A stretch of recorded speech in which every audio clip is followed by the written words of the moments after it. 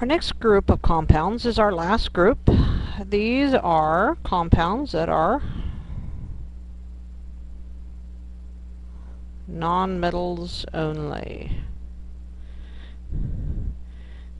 Now, the unusual thing about these compounds is that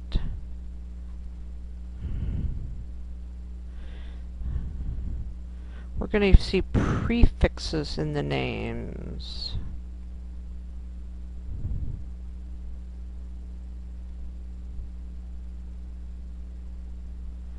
What's the purpose of the prefix? The prefixes are used for you to write the chemical formula.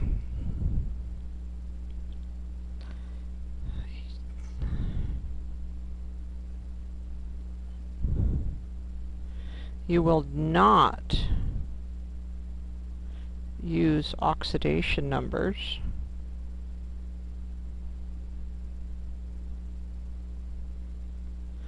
Because oxidation numbers are for ions. Ions are formed between metals and nonmetals.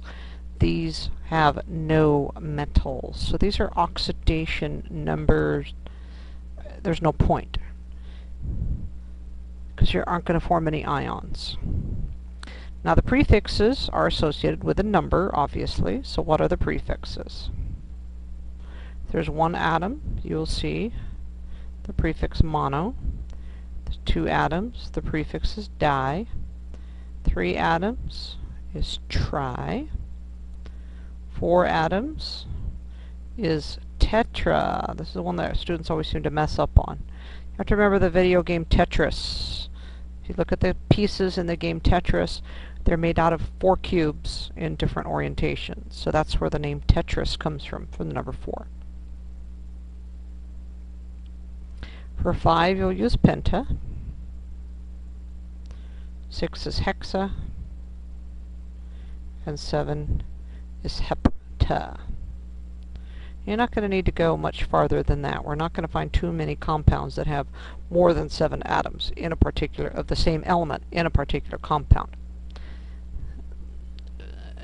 Now here's the other quirky thing. There always seems to have to be some little exception in every single compound type.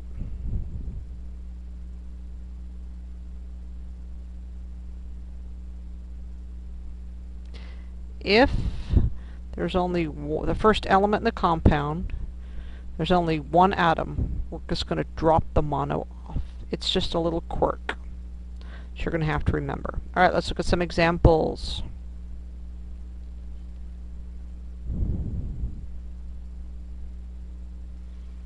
Okay, so let's look at our first compound here. This is SO3. Okay, there's 1 S and 3 O's. Okay, so we would normally call this monosulfur. Remember, we just said that the first element, mono, gets dropped off.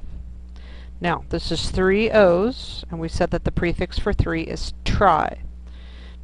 Now, the only thing that these have in common with ionic compounds is you're still going to change the ending of the nonmetal to IDE. So oxygen is still oxide, but in this case it's called trioxide.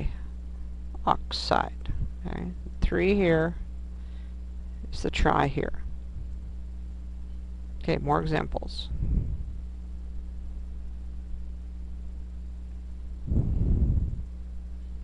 Okay, now we have nitrogen. There's 2 nitrogens. The 2 is di. So it's dinitrogen. Okay, don't change the ending of the first nonmetal, just the second one. Okay, this is 1O.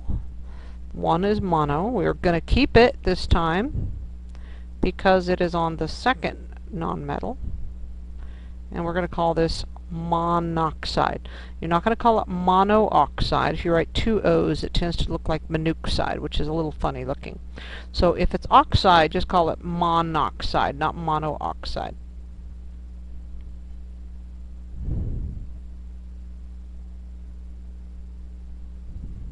Okay, what would you call that? Okay, well, 3 nitrogens, 6 sulfurs. So that would be called trinitrogen. Sorry, missed the I. Trinitrogen. Remember, 6 is hexa, so this would be called trinitrogen hexasulfide.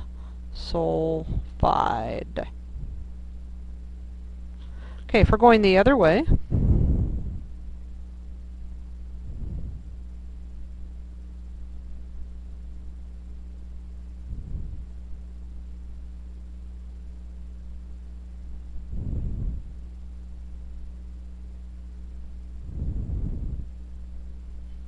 okay, so now we have di, so that would be 2 fluorines.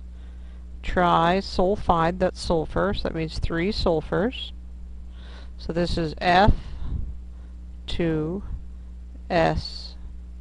Okay, one more example.